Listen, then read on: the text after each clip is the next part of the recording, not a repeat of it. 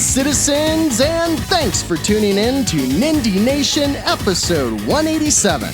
I'm Jeff, and just like last week, the Amazing August of Nindies continues, and today we'll be checking out the best of them. Be sure to subscribe if you enjoy these weekly dives into the best new releases by independent developers, and if you want to chat about them, stop by our Discord for Nindy news, eShop deals, and all-around positive vibes. If you've got your eye on a new release that we don't cover today, be sure to let us know down in the comments. And with that out of the way, let's get right into it. These are the 8 new notable Nindies hitting the Nintendo Switch through Sunday, August 27th.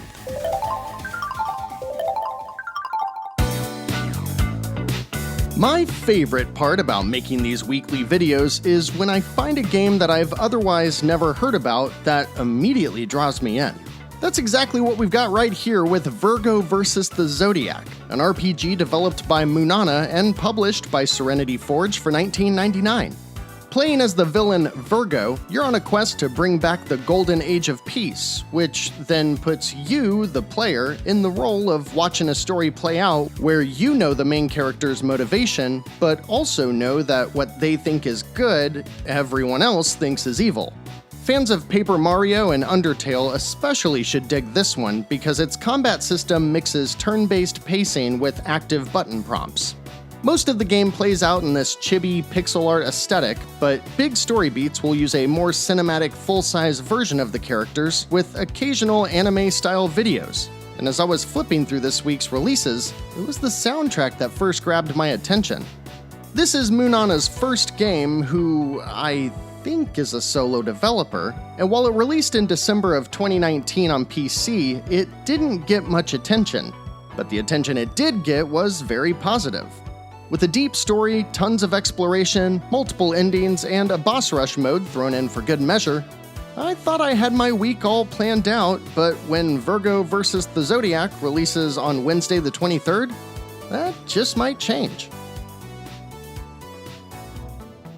And believe it or not, it's time to set our sights on this week's Big Thursday drop, and August 24th is a doozy, citizens. First up, by developer Adrian Zing and Polarity Flow, is Gensha, a game that has so many buzzwords, its description reads like a kid jotting down the dream game they'll make someday when they finally become a game developer. It follows an alien life form named Gen and her clone named Gon as they explore a dying planet in the far-flung future. You know what? Just watch the footage while I read this description. Gensha is a unique atmospheric pixel art action-adventure platformer. It combines a versatile platformer core with RPG, souls, and crafting elements to an anomaly among Metroidvania games. Explore interconnected planets filled with secrets, loot, obstacles, enemies, and epic boss fights. Level up, equip, and customize your clone, craft companion drones, and enjoy ever-evolving possibilities as you save your species, and use the dialogue and karma system to be good or evil. See what I mean? It's like we've got Peter Molyneux's apprentice over here.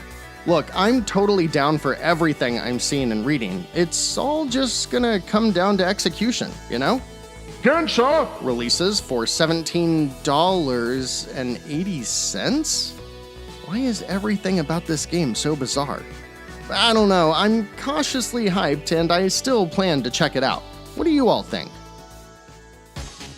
We've got some more hard-to-explain games on the way, but first let's take a quick detour to something much simpler. Good thing, too, because while I was wondering if the game was about a bunch of possessed white people, it turns out that Cursed Crackers, For Whom the Bell Toils, is just a fast, acrobatic action platformer, developed by Colorgrave. Inspired by the Game Boy Color, Belle is on a quest to save her boyfriend, which she does with her companion Chime, who she can use as a platform, weapon, and everything in between. So a deep cut here, but the core gameplay mechanic looks a lot like the 32X exclusive game Knuckles Chaotix, which I'm sure all of you have played and still have a copy, and that's definitely not just me, right? It looks great, and the Steam reviews from earlier this year are very positive, so for $14.99, I don't know, I think we might have a winner here.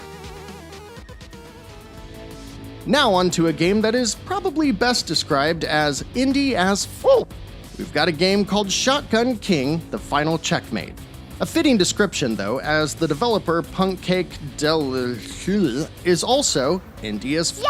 This French trio has spent the last few years developing games on a near-monthly basis for their Patreon, and Shotgun King was a title that gained a lot of attention since its release last year during a game jam, eventually becoming its own full project.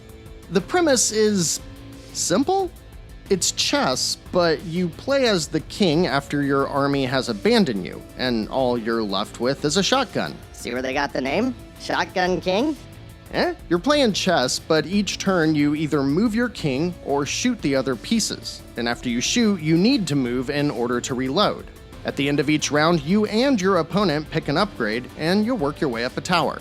There's a bunch of difficulty options, an endless mode, over 100 upgrades to unlock, and the whole game has been expanded upon based on player feedback, so there's a surprising amount of content here. If you're even remotely interested in what you're seeing here, know that it delivers and is absolutely worth the asking price of $12.49. Okay, I'm gonna need some old-timey music here. On September 6th, 2018, Nindy Nation Episode 6 released and featured a recap of that week's Nindy Direct, back when it was still called a Nindy Direct. I don't want to talk about it. We talked about The Messenger, Mini Metro, Mutant Mudds, and an upcoming game called King of the Hat. Since then, not only have I covered this game on at least 5 other episodes, but I've also managed to create a human who is, as I'm writing this, finishing his first day of first grade. So pardon my lack of excitement or general pessimism that this game is actually going to release this week. That said, it is a zany multiplayer party game with a gimmick! And that gimmick is hats. It's a platform fighter, or a 2D fighting game for up to 4 players, online or off, where your goal is to stomp on someone else's hat. But your weapon also happens to be your own hat. It's received great reviews since its Steam release last fall, so I guess if you're looking for this kind of action, the appropriately named Hat Games does seem to deliver, and you can pick it up for yourself on August 24th for $19.99. Another game that I wasn't following but am now very interested in is Alice Escaped, or Alice Escaped! which is developed by Ailu Caleb and published by Sakai Games for $19.99. The core of what drew me in here is the deep, combo-driven combat system that leverages a variety of weapons with abilities, tons of customization, and a tag team mechanic that allows the 2 main characters to juggle enemies in a way that looks super satisfying and fun. With an over-the-top chibi anime style, it's not my favorite aesthetic, but the colorful, expansive 2D world based on Alice in Wonderland looks like a great setting for an open-ended Metroidvania-style game.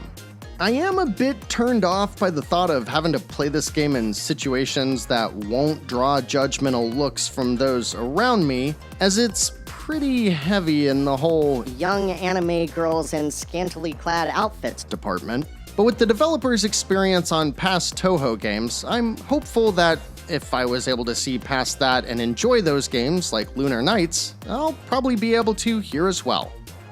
Alright, you sitting down? Prepare yourselves, citizens. I don't want anyone to get whiplash here, because next up we're talking about a game that is on the polar opposite end of the spectrum aesthetically, while also staying in the same genre, just at the complete opposite end of it.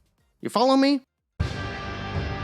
Blasphemous 2 is finally here, and thanks to an early embargo, we're already seeing that this game is definitely living up to the hype. After their brutal, gory, and critically acclaimed Souls-like original, the Game Kitchen built upon the original's concept while also expanding it to be much more open-ended in more of a Metroidvania-style adventure.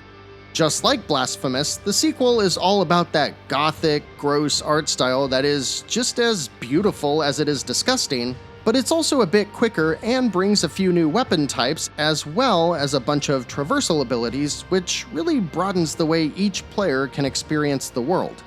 You'll still rely heavily on blocking, dodging, and parrying in a way that makes every enemy encounter require thought and careful execution, and you'll still explore settings that showcase some of the best pixel art out there. But the way you do it this time will vary much more, as you can customize your equipment and moveset. If you've never given the series a shot, you should go at least check out the original's demo to see if it's up your alley, because it's still an excellent game worth playing and is frequently on sale for just a few bucks. And if you've enjoyed the original and are ready to get lost in this punishing world once again, Team 17 will be happy to deliver the punishment for $26.99.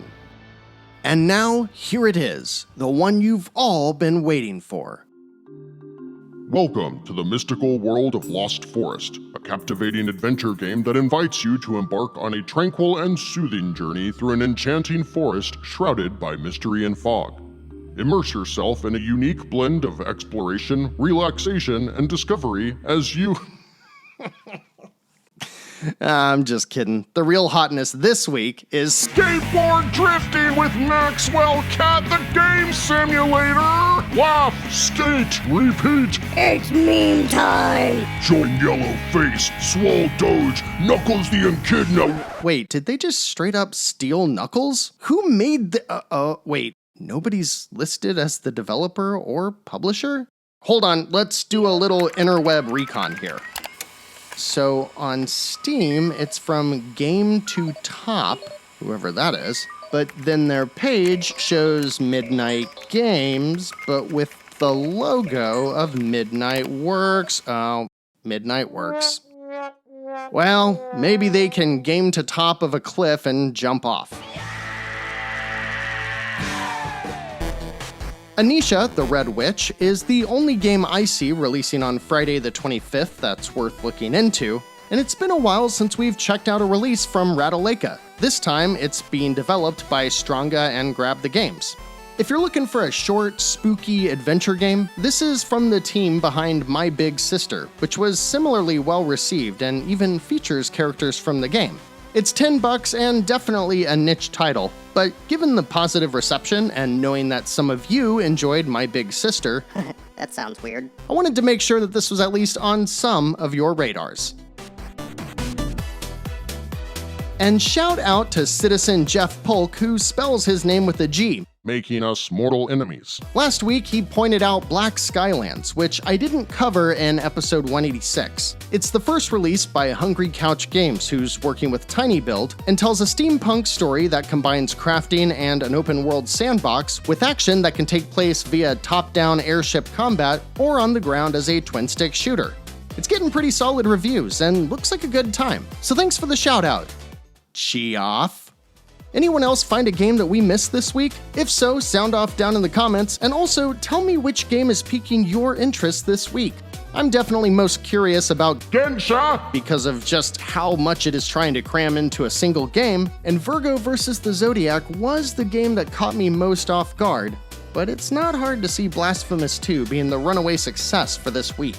As for episode 188, we've got a new Heart Chain Kitty coming up, and those are usually pretty fun. We'll also see the release of Trine 5, followed by years of it constantly being on sale for 75% off. But I think most of us who are even remotely into JRPGs are absolutely pumped for the long-awaited release of Sea of Stars as we round out an incredible month of Nindies. But that's all for next week, citizens, because we're all done for today. Thanks for your support and helping us grow by watching, liking, subscribing, and sharing Nindy Nation with others. Until next week, I'm Jeff. This has been Nindy Nation episode 187. And remember, no matter what type of game you're looking for, Nindy Nation will be right here to help you find just the thing to keep your Joy-Cons synced.